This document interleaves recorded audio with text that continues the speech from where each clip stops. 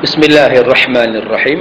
Alhamdulillah, kita menyambung lagi kitab Muhimmah fil Ilmil Hadis pada muka surat yang ke-9.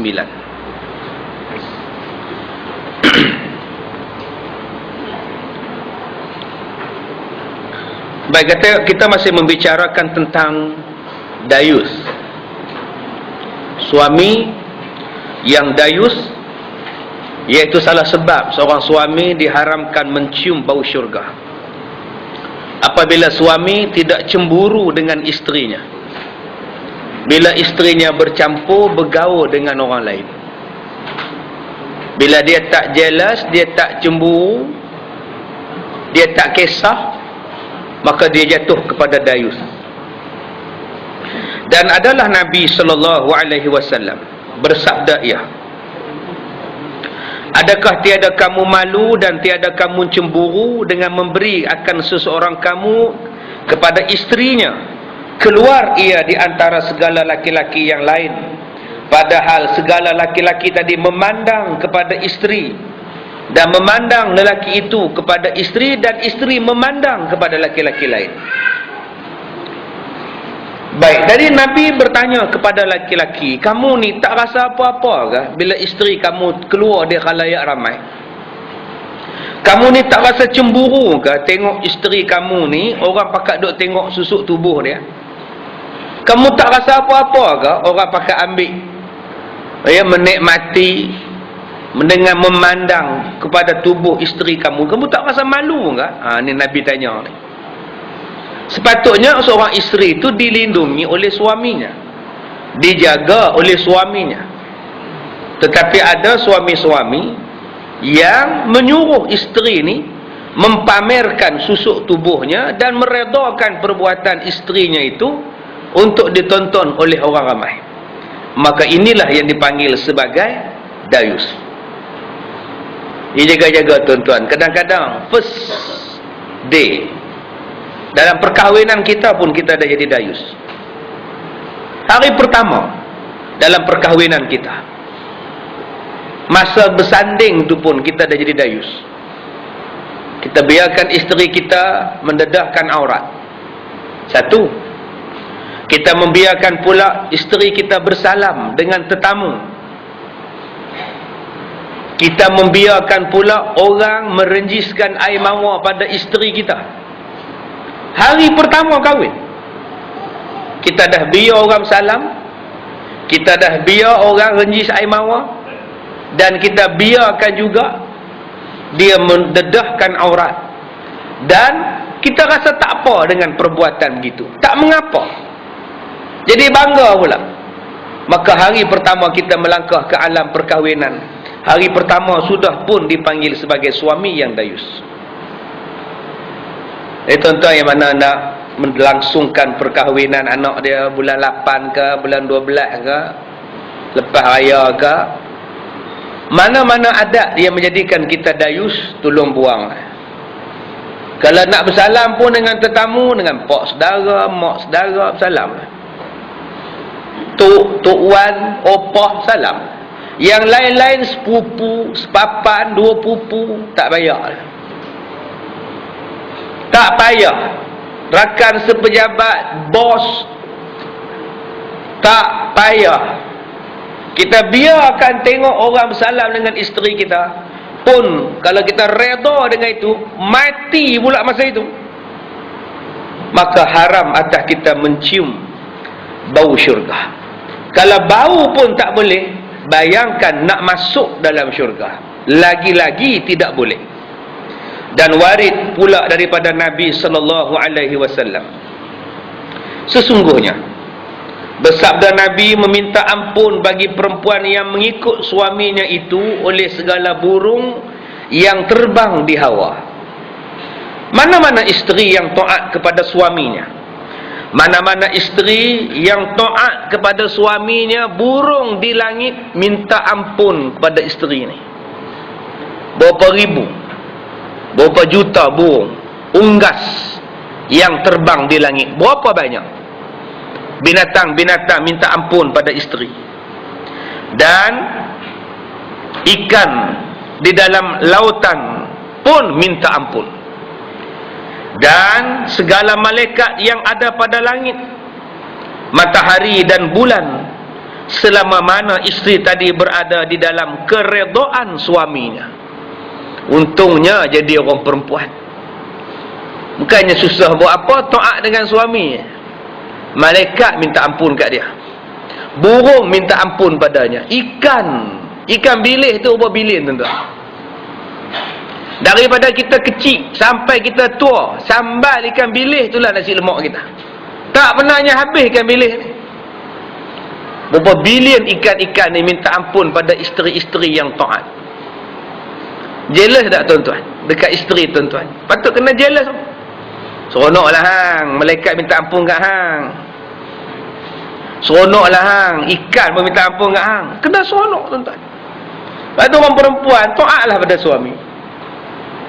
Dia minta bagilah. Yang tu yang tak mahu. Biarlah ikan tak ampun pun tak apa ustaz, burung tak minta ampun pun tak apa, lantaklah ustaz, janji tak ada, dia cari lain. Nampak macam mana dia sebut di sini pada kita ni. Suami suruh buat ini, buatlah. Suami suruh buat ini, buatlah. Kita ni dah jadi macam hamba dia orang ya. Nampak macam mana dah kahwin. Suami kata jangan balik kampung, tak balik. Suami kata jangan pergi kapur, tak pergi kapur. Suami kata jangan pergi Giant, jangan pergi. Nak kata apa, dah suami suruh. Balasan kepada dia, burung minta ampun, ikan minta ampun, malaikat minta ampun, bulan, bintang, semua minta ampun pada isteri tadi. Sebab taat dia kepada suami dia. Dan mana-mana pula perempuan yang lawan suaminya, yang bantah pada suaminya, yang derhaka pada suaminya, maka atasnya laknat Allah. Laknat Allah ni Allah benci. Termasuk orang yang Allah laknat, orang yang buang air besar di tempat laluan orang. Orang yang buang air besar di tempat orang duduk berteduh, Tuhan laknat tu. Orang duduk tunggu bas, dia hentam kencing di situ. Selama roh itu tuan-tuan kencing situ. Dilaknat Tuhan tu. Tuan-tuan buatlah jenis tu. Saja nak perkena orang, diberaknya, diambil najis dia, dibubuh dekat gagang telefon awam. Ada yang buat macam tu, kena diipuh di medan kit, diipuh. Orang pakat turun bas dulu ni, medan kit tu stesen bas Ipoh. Sekarang dah pindah ke medan Gopeng. Dulu dekat medan kit. Kena public pun ni banyak lah. Turun-turun bas pakat nak telefon mak, telefon ayah, tolong ambil sampai pagi, bukannya nampak. Bubuh, lain macam bau ni penuh taik tuan-tuan. Jahatnya manusia. Orang macam ni dipanggil laknat. Allah laknat kepada mereka. Dan di sini disebut yang dilaknat oleh Allah ialah isteri-isteri yang derhaka kepada suami, yang keluar daripada rumah tanpa izin, yang maki suami, yang halau suami, yang hina suami. Malaikat laknat, manusia laknat, semua laknat. Kalau Allah laknat, manusia laknat boleh gagah lagi. Kalau Allah laknat, baik. Contoh derhaka apa? Contoh derhaka, mana-mana perempuan yang masam muka di hadapan suami. Masam muka, tarik muka 14. Macam mana muka 14? Allahu'alam. Tuan-tuan kena tanya orang dulu-dulu. Isteri saya ustaz kata sikit, tarik muka masa 14. Muka 14 macam mana? Tak tahu. Kita pun tak tahu. Hang ni subuh-subuh SPI dah keluar dah. Subuh SPI tu apa? Kita pun tak tahu. Ini bahasa orang dulu-dulu. Hang tak boleh boh subuh Ridwan ke, subuh Nordin ke. Dia boh subuh SPI juga tuan-tuan.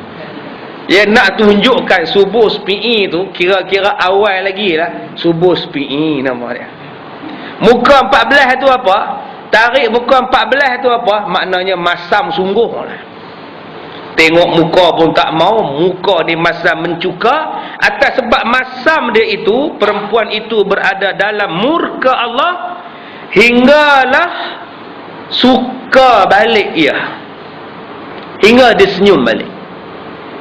Berapa Berapa lama dah masam? 2 hari. Selama itulah Allah laknat dia. Kalaulah Nabi kata satu saat isteri masam muka dengan suami, satu lahzah. Lahzah ni makna satu saat, satu detik, satu ketika. Dengan sebab satu detik, satu ketika tu masam pada suami dia, ibadat ditolak. Bayangkan kalau 2 hari, 2 tahun, 3 tahun, semua ibadat tak diterima kerana masalah masam muka. Ataupun perempuan yang keluar daripada rumah dengan tiada izin suami, maka Allah Ta'ala melaknatkan akan dia, dan malaikat juga melaknat akan dia hinggalah dia balik ke rumah. Tuan-tuan, ini dipanggil sebagai fiqh al-awlawiyat. Suami nak pergi kursus, suami kata beras aku dah tinggalkan 2 kampit, ikan 1 peti ais, daging, ayam semua aku dah siap, jadi kamu jangan keluar rumah dah, abang nak pergi kursus 3 hari. Semua dah cukup, apple, papadom semua abang dah siap, masak sajalah, jangan keluar rumah, abang tak izinkan, duduk di rumah sudah, jaga anak-anak. Isteri yang taat, baiklah abang, saya tak keluar. Tiba-tiba 5 orang perempuan datang rumah dia. Assalamualaikum. Oh ha. Oh kak ha. Assalam. Ya, kenapa ramai-ramai ni, apa hal? Nak bagi tahu yung rumah hujung dah tak ada. Meninggal dah malam tadi. Inna lillahi wa inna ilaihi raji'un. Ini datang nak jemput kak ha ni ikut sekali, kami nak jadah nak ziarah mayatnya. Oh tak dapatlah ha pergi sebab suami ha pesan jangan keluar rumah. Yelah, dia tak tahu yung tu mati. Kalau dia tahu dia bagi. Cuba kamu telefon, dia pun telefon, the number you have dialed not in service. Oh sudah, apa tak ada service pula, tak dapat kontak, tak dapat, itu dia, tak ada line. Jomlah pergi, nanti dia balik kamu bagi tahu pula. Tak nak, dosa. Dia dah pesan jangan keluar. Jiran mati selang 5 buah rumah pun kamu tak nak pergi. Suami tak bagi, engkau suka kamu lah. Ni mesti mengaji Ustaz Kazim. Dah saya juga kena. Ni tuan-tuan, ziarah orang mati itu bukan wajib. Taat kepada suami wajib, besar pahala dia tu. Pada masa itu dia wajib taat pada suami dia. Suami dia tak bagi pergi, tak payah pergi. Dan 5 orang yang ikut tadi ni kena faham. Yalah, suami dah larang, apa nak buatkan? Taat pada suami wajib, biarlah, besar pahala dia. Itulah jawapannya, sepatutnya begitu. Ini tidak, 5 orang tadi berjalan pergi ziarah orang mati sambil ngumpat, tak tahulah sampai jiran mati pun tak nak ziarah. Hai, inilah mengaji terlebih. Dia perasan dia dapat pahala ziarah orang mati, padahal dia dapat dosa sebab duk ngumpat orang yang tak datang. Datang je ziarah orang mati, jangan mengumpat orang yang tak datang. Ziarah sajalah orang yang mati, jangan duk ambil kisah dengan orang tak datang. Haji Lah tak datang, Haji Muk tak datang, Pak Mat tak datang, Pak Ngair tak datang, tak payahlah kita ambil tahu. Mungkin dia pun ada urusan. Macam Pak Ngair pun kena datang. Pak Ngair kan kawan sepermainan, sepemancing dengan dia. Kenapa tak datang? Buat apa mengumpat? Tadi dah saya sebut pada tuan-tuan, mengumpat ni makan daging saudara dia. Rasulullah tengah mengajar macam ni, bangun seorang sahabat turun. Sahabat-sahabat lain kutuk dia. Apa Nabi bercakap turun pula ni? Nabi kata, kamu sudah makan daging dia, jangan mengumpat. Keluar daripada majlis ilmu, sahabat kata, perbuatan sahabat mengata pada yang keluar tadi pun Nabi larang. Bayangkan tuan-tuan, mengumpat.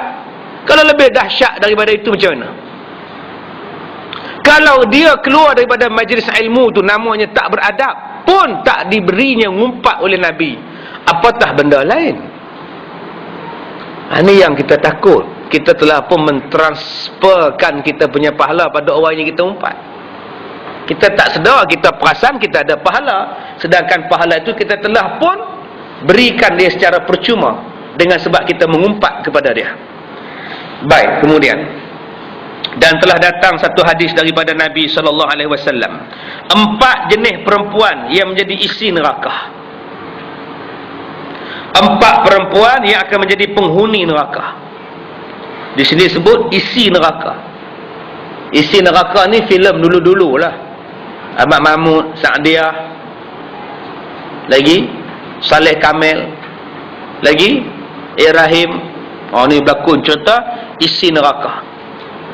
Ya, tuan-tuan cari filem isi neraka ni, tengok balik kisah orang yang menentang hukum Islam, menentang pendakwahan Islam.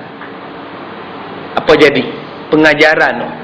Ya, Saleh Kamel dalam filem tu kena telan dengan bumi pasal tolak. Kalau tuan-tuan baca biografi tentang Saleh Kamel, selepas dia berlakon filem tu, bila dia dibelahnya bumi, dia masuk tu, bumi ditutup balik. Selepas itu dia sakit pinggang sampailah dia tua. Selepas berlakon filem isi neraka, dalam filem tu dia jadi orang yang menentang Islam sampai ditelan bumi. Ya, dia bunuh mak dia, dia lawan mak dia dan sebagainya. Ya, tuan-tuan cari isi neraka. Saya suka cerita isi neraka ni sebab ada lagu dia dalam tu. Kalau hati sudah suka, semua indah saja, kan? Kalau hati sudah suka, lagu tu lah dalam filem tu. Carilah isi neraka, insya-Allah. Baik, 4 perempuan yang menjadi isi neraka. Yang pertama, perempuan yang jahat mulutnya atas suaminya. Jahat perkataan, duk kondem laki dia. Ada je tak kena. Panjang tak? Panjang. Ada je tak kena. Maknanya kalau sampai tu 4 harakat, kira teruk sungguh lah tuan-tuan. Buat salah, tak buat salah, jadi semua serba salah. Ada je tak kena. Ni isteri jenis ni. Beli ikan kecil. Abang ni pun satu, susah nak siang-siang kecil-kecil ni. Besok beli ikan besar pula. Belilah ikan kecil sikit, yang besar sangat ni buat apa? Geli nak makan? Dah geli pula dah. Ni yang kata banyak perkataan ni. Kondem suami ni, kata macam-macam. Dan jikalau suami tak ada di sisinya, maka tiada memeliharakan akan dirinya. Suami pergi kerosos, suami balik kampung, suami tak ada, dia panggil jantan lain main di rumah dia. Dia duk buat benda haram dengan laki-laki lain. Dia duk buat benda-benda yang tak elok dalam rumah dia ketika suami dia tak ada. Dan kalau suami dia ada, disakitkan hati suami dengan lidahnya. Macam-macam kata kat suami dia. Awak tu pun satu, keluarga awak memang begitu, mak bapak awak memang begitu, gaji awak berapa sen sangat nak banding dengan gaji saya, duk ungkit tiap-tiap hari. Sedarlah awak kahwin dengan saya tu, 1 sen pun awak tak keluar wang. Duit hantaran pun duit saya, mas kahwin pun duit saya. Hantaran awak pada saya pun saya yang beli, yang dapat nama awak. Sedarlah, ungkit dekat suami dia. Suami ni sampai tak bangkit lah. Ini perempuan yang menjadi isi neraka sebab mengutuk suami dia tak berhenti-henti. Baik, yang kedua, perempuan yang membuat iakan suaminya barang yang tak mampu. Dan tak mampu lah. Ada 2 maksud di sini. Yang pertama, menjadikan suaminya tidak mampu, lemah, bodoh, ikut cakap, ikut kata. Dibodoh-bodohkan suaminya. Dicari bomoh, dibodohkan suami dia, ikut cakap dia. Duduk, bangun, jangan balik kampung, tak balik. Jangan bagi duit pada mak, tak bagi. Siapa buat? Isteri buat. Jadi suami bodoh. Nasi kangkang, nasi tangas, minyak senyonyong, minyak pengasih, minyak dagu. Maksud yang kedua ialah suami tak boleh buat, memang tak mampu buat, dipaksa juga. Saya nak sofa, saya nak sofa. Kata suami, sofa aku tak ada duit. Hang nak sofa, masalah dia sofar ni aku tak ada duit. Hang dah kira sofa ya. Tak kira lah abang, saya nak raya ni mesti ada. Ada tak ada duit tu masalah abang. Masalah saya nak. Tu yang suami pergi rompak mesin ATM, pergi menyamar jadi polis, pergi rompak ugut pendatang Indonesia. Ni pasal isteri nak sofa, isteri nak kereta Viva, tak mampu dah nak buat, dia paksa buat juga, isi neraka. Yang ketiga, perempuan yang tidak mau menutup dirinya daripada laki-laki. Tudung tak nak pakai, tutup aurat tak mau, dan keluarlah ia pada rumahnya hal keadaannya memakai perhiasan yang megah-megah. Disoleknya, dicari baju yang nipis, jarang, kelabu kelala, nak tunjuk pada orang. Suami kata, amboi lawanya, kalau hang di rumah lawa macam ni aku suka. Ni bila nak keluar aja hang lawa, tak usahlah pakai macam ni. Abang, saya pakai macam ni pun untuk abang tau. Untuk aku, pasal apa? Bukan aku boleh pegang kamu. Yelah, kalau orang tengok saya, orang kata lawa, saya cantik, orang akan tanya siapa. Orang akan kata isteri awak, awak juga dapat nama. Awak perasan tak? Oh, isteri suami pun bodoh. Kata dia. Dua-dua neraka, tuan-tuan. Jadi orang yang jenis ni yang tidak mau menutup aurat. Yang keempat, yang menjadi penghuni neraka, perempuan yang cita-cita lain tidak ada, melainkan makan, minum, tidur. Makan, minum, tidur. Tidur, minum, makan. Sembahyang tak mau, ibadat tak mau, taat tak mau, taat pada suami tak mau, taat pada Rasul tak mau. Kerjanya seronok, yakulu wa yatamatta'un, makan dan seronok. Tamattu' tu bersenang-senang, haji tamattu'. Wa yatamatta'un maknanya kerja dia seronok. Semayang tak nak, ajak mengaji, mai mengaji lagi dak lah. Puasa ni tak mau lah. Dia kerjanya apa? Makan, minum, tidur. 4 jenis ni kata Nabi penghuni neraka. Dia mudah-mudahan isteri-isteri kita didik tak termasuk dalam salah satu daripada 4 golongan ini. Ketahuilah olehmu bahawa sesungguhnya hukum segala perempuan yang bantah, yakni yang tidak mahu mengikut ajaran suami dan tidak mahu taat kepada suami, termasuk dalam dosa-dosa yang besar, lagi dosa yang dimurkai oleh Allah Ta'ala, dan sebab itulah yang memasukkan mereka ke dalam neraka. Jadi saya sebut pada tuan-tuan, khususnya kaum ibu, sabarlah banyak-banyak dalam bahagian bab ini. Sebab yang ini semua dia kata kat orang perempuan, dia banyak sabarlah. Jangan duduk balik beberapa rehat kat saya pula. Selagi dia ambil rehat, dia balik bengkok saya kat. Mengata ke kami je ustaz ni, bukan. Ini bab perempuan. Nanti episod yang kedua barulah bab suami. Sekarang ni semua cerita bab perempuan dulu. Muka surat 19 nanti barulah bab suami. Sekarang baru muka surat 10. Ada lagi 9 muka surat. 9 muka surat maknanya 9 bulan lagi. Ya, sabarlah banyak-banyak. Nak buat macam mana? Ya, kita tak boleh langkau, nanti tak faham. Kalau kita tengok drama, tengok hujung-hujung pun kita tak faham. Kita kena tengok awal-awal sampai habis, baru boleh faham. Macam itulah baca kitab pun, kena satu-satu. Baik. Dia kata yang banyak bantah ni, perempuan yang banyak bantah suami ni, dosa lah, dosa besar lah bantah suami. Tetapi dalam banyak-banyak jenis bantah, yang paling banyak perempuan bantah pada suami ialah Yang tersangat jahat bantahnya ialah sebab suaminya beristeri yang lain. Yang itulah paling banyak bantah. Suami tak semayang, tak apa lagi. Tak tahulah ustaz, suami saya tak semayang ustaz. Yang lain baik lah. Baik lah, nafkah, beras.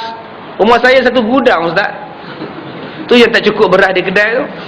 Asal pergi kedai, beli beras. Asal beli beras, pergi kedai. Dia baik ustaz tau. Dia macam caring, semua okey lah kan.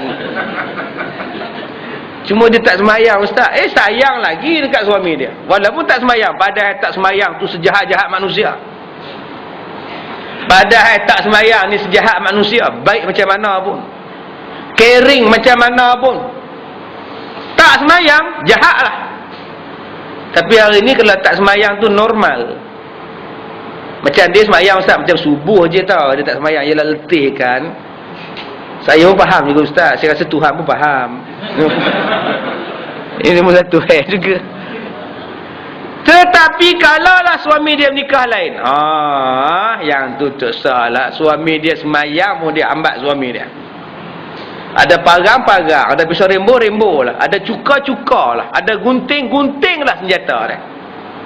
Tak ada pistol lah senjata dia. Gatel nak menikah lagi seorang. Yang itulah yang pengarang kitab ni kata, sebab suaminya beristeri yang lain.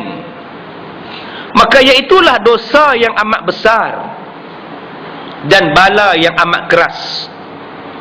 Kenapa ustaz?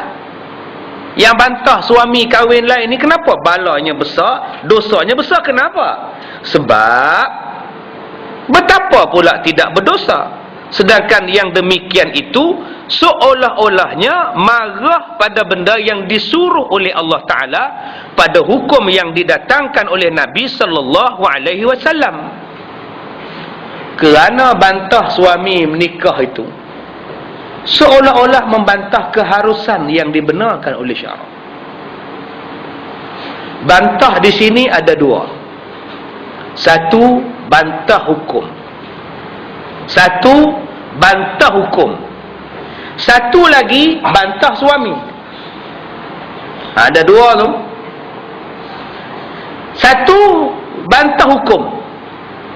Saya membantah laki-laki dibenarkan berkahwin lebih daripada seorang. Tak adil. Kalau laki-laki boleh kahwin 2, 3, kami perempuan dan persatuan wanita juga akan menentang, malah akan berusul kami pun nak kahwin 2. Ini dipanggil menentang hukum. Kenapa laki-laki boleh kahwin? Kenapa kami tak boleh kahwin lebih daripada seorang? Sebab itu kami akan melancarkan kempen satu suami, satu isteri. Dulu dah dilancarkan 4, 5, 6 tahun yang lepas. Satu suami, satu isteri. Buh dekat pelekat kereta di belakang. Ini hukumnya syirik pada Allah. Ya, menolak peraturan yang membenarkan laki-laki kahwin lebih daripada seorang. Maka tuan-tuan, bantah daripada hukum poligami, haram hukum dia. Yang kedua, bantah pada suami kahwin lain. Kenapa awak bantah suami awak kahwin lain? Sebab dia tak mampu ustaz. Dia tak mampu. Sekarang ni gaji dia 1,600. 1,600 ringgit ke 1,600? 1,600. Sewa rumah 400. Bayar kereta 400. Sudah 8. Anak yuran-yuran anak sewa bas sekolah semua 400. Tak cukup ustaz. Sekarang ni makan minum duit saya. Api air duit saya. Kalau saya tak tolong, dia tak boleh bantu dan dia tak boleh tanggung keluarga kami. Tiba-tiba dia cakap dia nak kahwin lagi seorang. Kalau gajinya 16,000, saya tak kisah ustaz. Masalah dia 1,600. Saya bantah dia kahwin lain sebab dia tak mampu. Yang ni bantah macam ni boleh. Bantah macam ni dibenarkan syarak. Dia boleh pergi report kat qadhi. Tunjukkan perbelanjaan macam mana, gaji suami macam mana. Yang tak bolehnya bantah pada hukum. Kami bantah hukum ni, tak adil. Murtad perempuan yang bantah ni. Tapi kalau dia bantah sebab suaminya tak layak, boleh. Dengan saya pun Tuan Hakim dia tak balik.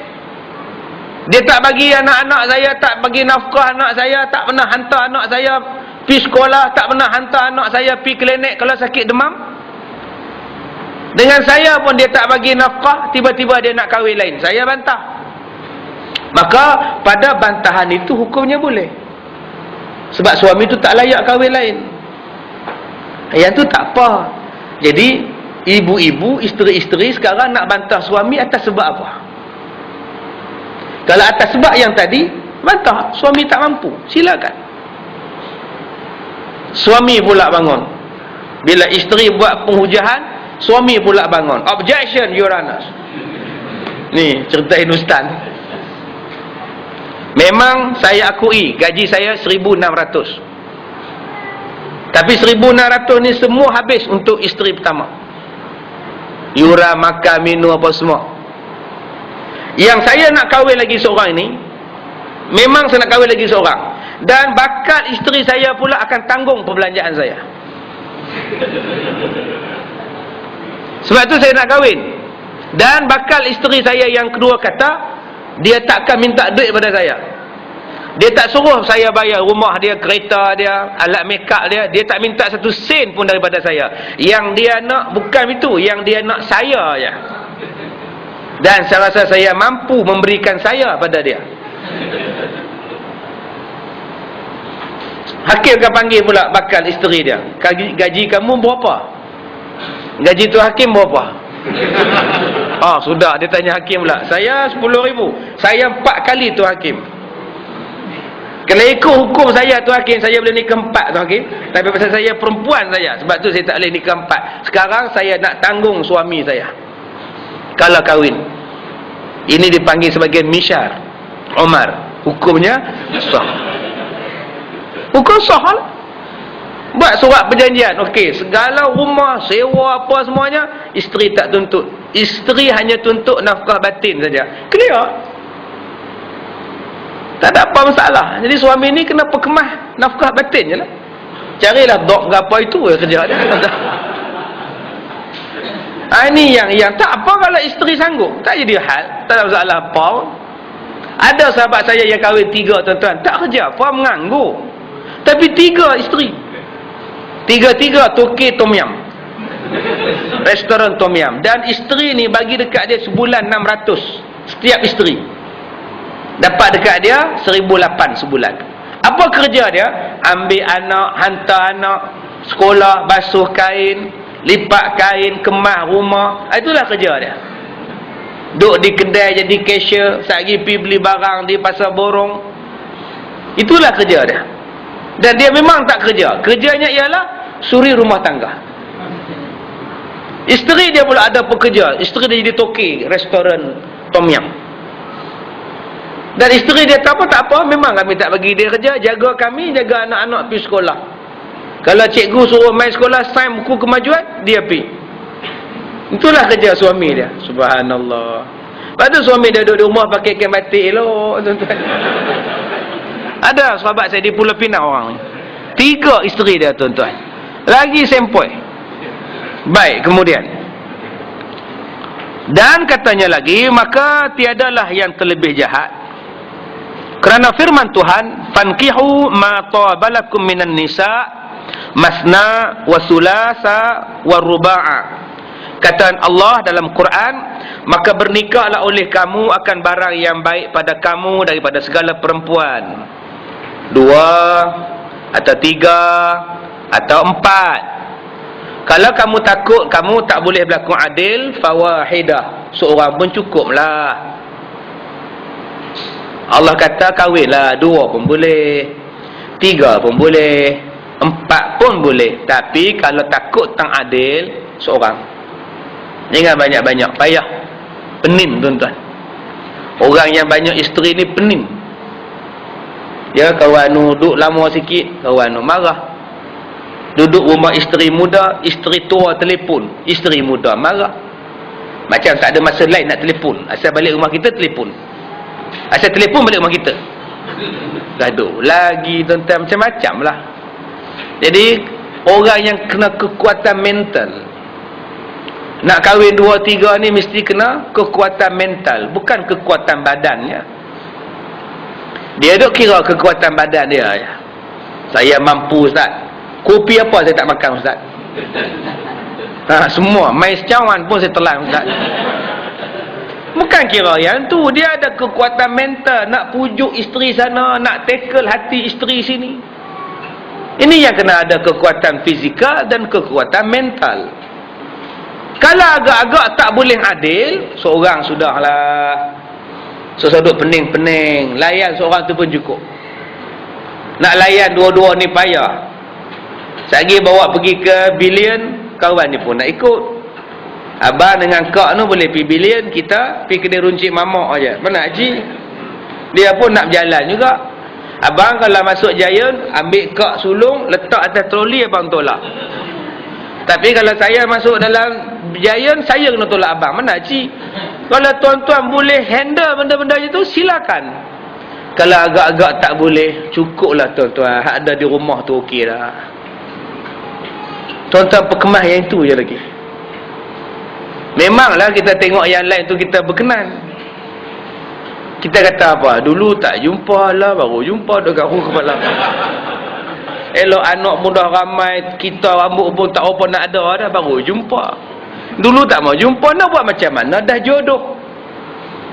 Orang Islam yang baik ialah orang yang merasakan bahawa tiap-tiap hari dia kahwin baru. Suami yang baik ialah suami isteri yang rasa macam baru kahwin. Tiap-tiap hari baru kahwin. Itulah dia bagus. Kita anggap, kita rasa macam kita mula-mula kahwin dengan isteri kita. Barulah bahagia. Sebab tu di sini peranan suami kena main penting. Cuba jadikan rumah kita tu macam rumah baru kahwin. Cadarnya tiap-tiap hari tukar. Cadar katil. Semalam hijau. Hari ni biru. Besok merah. Lusa ungu. Tulak tak ada cadar, katil saja. Jadi suami ni rasa macam-macam. Hari ni apa pula kala. Ini daripada mula menikah sampai tak ada bunga lah cadar. Sampai suami tanya, asal saya cadar ni mana? Apa? Lupa lah. Sampai hilang dah. Macam mana? Sebab tu dia kena rasa macam baru kahwin tiap-tiap hari. Hari ni sikat rambut belah tepi. Besok sikat rambut belah tengah. Kena buat. Suami-suami pun kena buat. Hari ni rambut jenis kojek tajam semua. Besok rambut jenis piramli kan. Semua kita buat. Ini yang disuruh dalam agama. Memvariasikan layanan kasih sayang. Maka tak teringinlah bab nikah dua ni. Tetapi ada sebab kenapa Allah kahwin. Allah jadikan kahwin tu 2, 3, 4. Ada sebab. Kita tak boleh bantah masalah poligami. Ini kita nak ambil monogami, tak boleh. Ada sebablah Tuhan jadikan macam ini. Selera manusia berbeza. Ada orang nasi, dia makan ikan cukup dah. Nasi putih, ikan goreng. Clear. Dia pejam mata, dia ngak-ngak dia makan. Ada orang kalau tak ada ikan, kalau tak ada sambal, tak ada ayam, tak ada daging, dia tak boleh. Dia nak juga. Aku mana mahu ayam seorang. Ayam. Aku pun nak daging juga. Tabiat macam itu. Begitulah dalam manusia. Manusia macam itu. Seorang isteri tak cukup dia. Sebab tu kadang-kadang isteri tu pergi minang untuk suami dia. Saya jumpa banyak kes isteri minang untuk suami. Banyak kes. Sampai keluar dalam surat khabar berita harian dulu. Orang Batu Kurau. Isteri pergi minang untuk suami. Suaminya hanya jaga je. Jaga je tuan-tuan. Berapa sen gaji jaga? Murah je. Tapi suami ni jaga, isteri pergi minang. Bawa tepak sirih lagi. Pinang janda untuk suami dia. Dan janda tu terima. Suami ni, isteri dia solek, gunting rambut, pakai baju Melayu, pakai butang, pakai sampin. Suami tu ikat sampin. Masa akad nikah. Suami sarung cincin, isteri carun cincin pada madu. Ni di Batu Kurau. Dan mereka saya dengar cerita sekarang ni duduk serumah. Sekarang ni duduk serumah. Subhanallah. Pi Taiping tu tuan-tuan, dua-dua duduk di belakang naik kereta, suami depan driver, dua-dua duduk belakang. Mem pi melawat zoo Taiping. La ilaha illallah. Jadi ada sebab macam itu.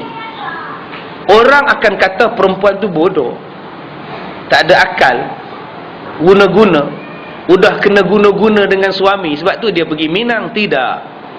Cuba tuan-tuan pergi tanya dekat dia, akak ni kenapa akak pergi Minang untuk suami akak? Aku yang nanggung, aku tahulah. Yang susahnya aku tahulah.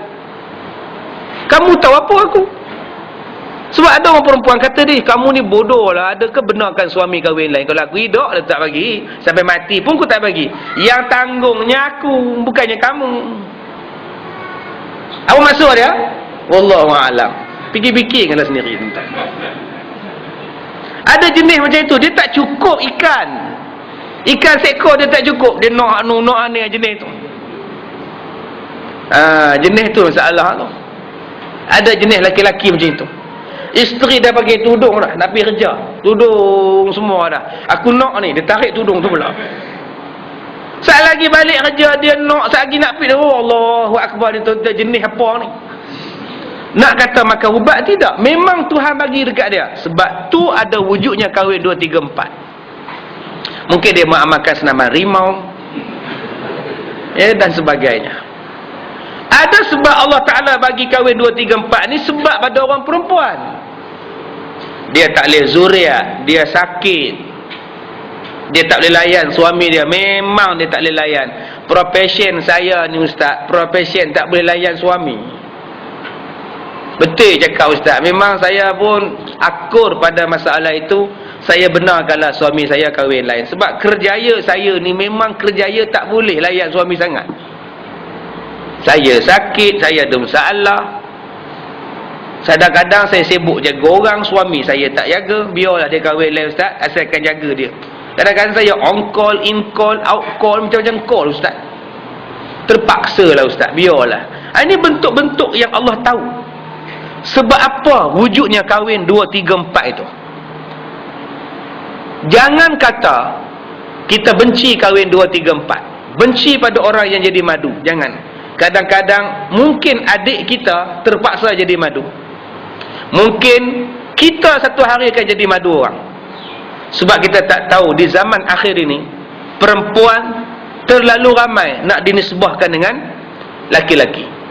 Bayangkan bagi perempuan yang tidak ada suami, hidup macam mana? Memang daripada satu sudut dia boleh pujuk hati dia. Bujang lagi senang ustaz, bukan berapa nak bangkit pun senang. Bujang lagi senang ustaz, tak payah nak masak, senang ustaz. Betul, di mulut memang kamu cakap, di dalam hati kesunyian, kesempurnaan jiwa, ketenangan hati, itu yang tak dapat dibeli. Dengan hidup berpasangan itu menjadikan tenang jiwa, menjadikan kesunyian hilang, dan menjadikan lebih cerdik, lebih matang dan lebih sabar. Sebab itulah dijadikan kahwin. Sebab akan ada wujudnya zaman-zaman ini. Zaman laki-laki yang baik terlalu sedikit, yang bercambah banyaknya laki-laki jahat. Sebaliknya perempuan terlalu ramai. Kalau tak diambil sebagai 2, 3 dan 4, maka akan merosakkan masyarakat. Sebab itulah Islam mengaturkan perjalanan ini.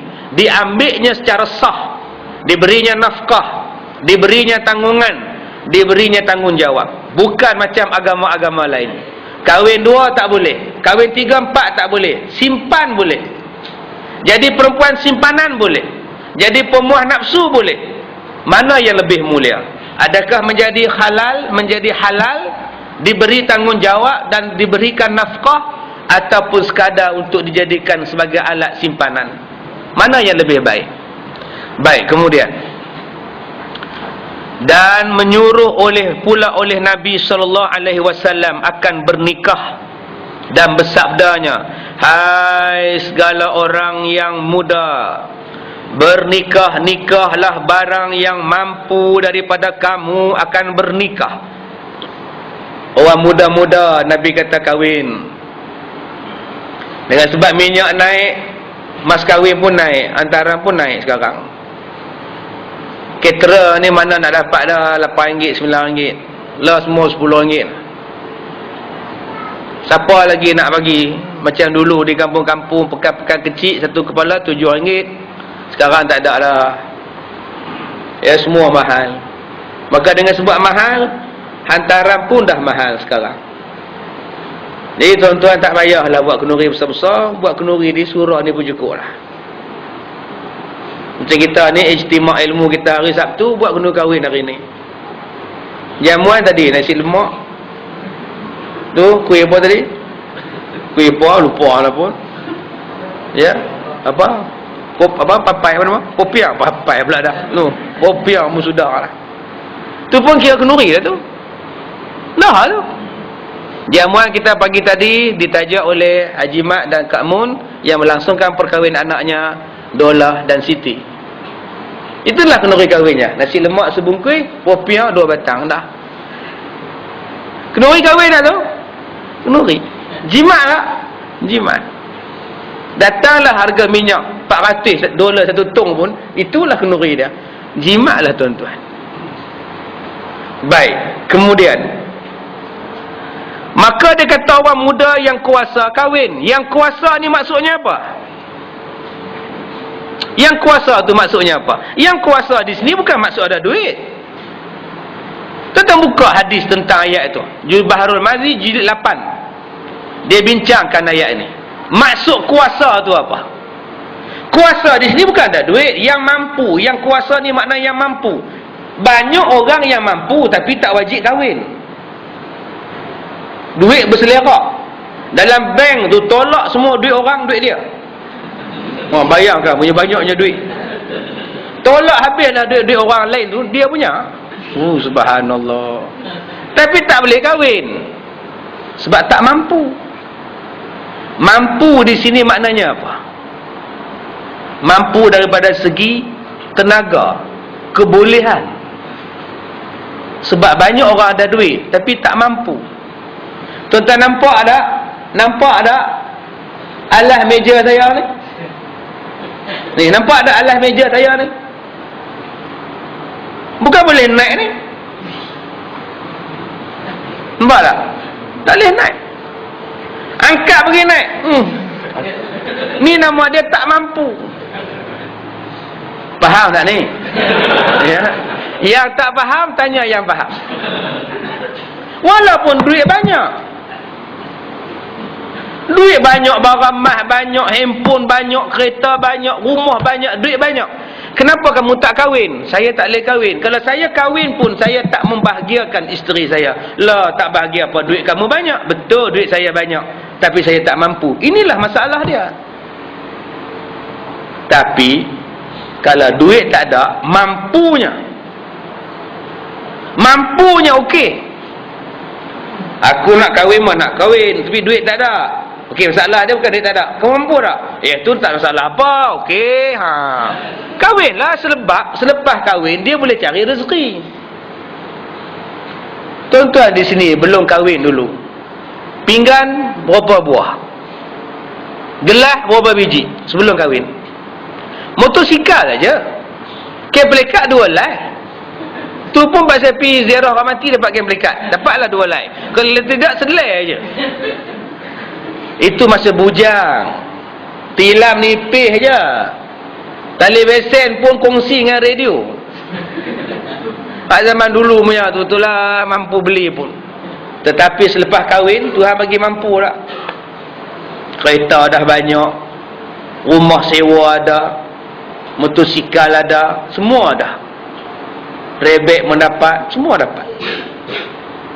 Tetapi kalau tak mampu daripada segi tenaga, tak boleh buat apa. Sebab itulah di sini dia kata, wahai anak muda, jangan bagi alasan gaji murah tak nak kahwin.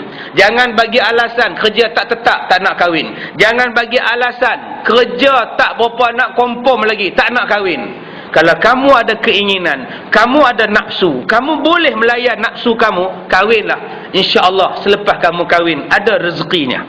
Dan kata dia lagi, maka hendaklah kamu beristeri. Dah bawa usung sana sini, bercinta sana sini, berkawan sana sini, dating sana sini. Kenapa tak kahwin? Kahwinlah. Maka sesungguhnya beristeri itu memejamkan ia bagi mata. Bila dah kahwin, tak tengok dah orang lain. Dan memeliharakan bagi kemaluan. Dan barang siapa tiada sanggup, tak sanggup nak kahwin, maka hendaklah ia berpuasa. Sesungguhnya puasa itu melemahkan syahwat. Habis. Baik, tandakan di situ. Baik, ada apa-apa soalan?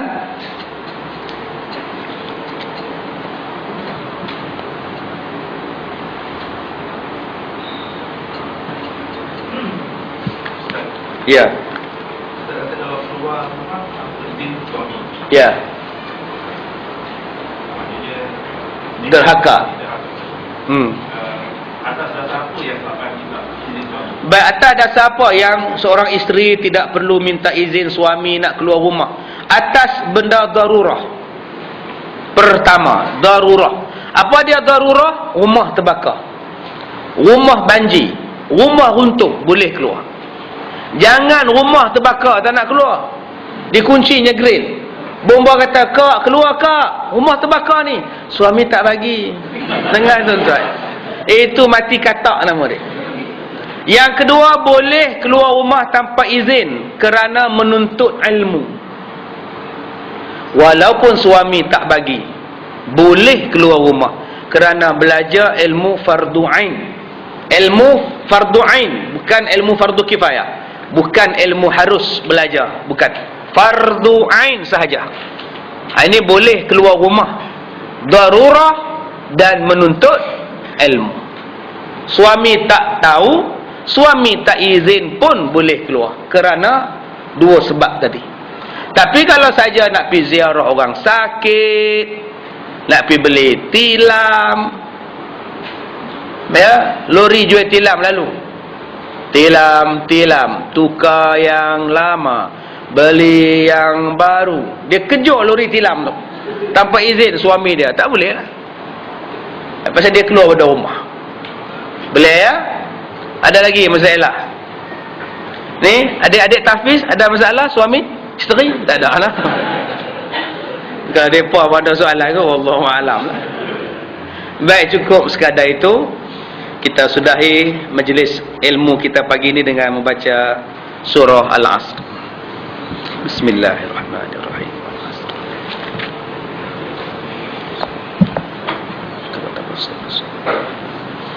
Bismillahirrahmanirrahim. Alhamdulillahi rabbil alamin, wassalatu wassalamu ala asyrafil anbiya'i wal mursalin wa ala alihi wa sahbihi ajma'in. Allahumma inna naj'aluka fi nuhuri a'da'ina wa na'udzubika min syururihim. Allahumma baddid syamlahum wa farriq jam'ahum wa syattid kalimatahum wa zalzil aqdamahum wa sallit alaihim qalban min kilabik ya qahhar jabbar ya muntaqim. Allahumma ya munzilal kitab wa ya mujriyas sahab wa ya hazimal ahzab ihzimhum mansurna alaihim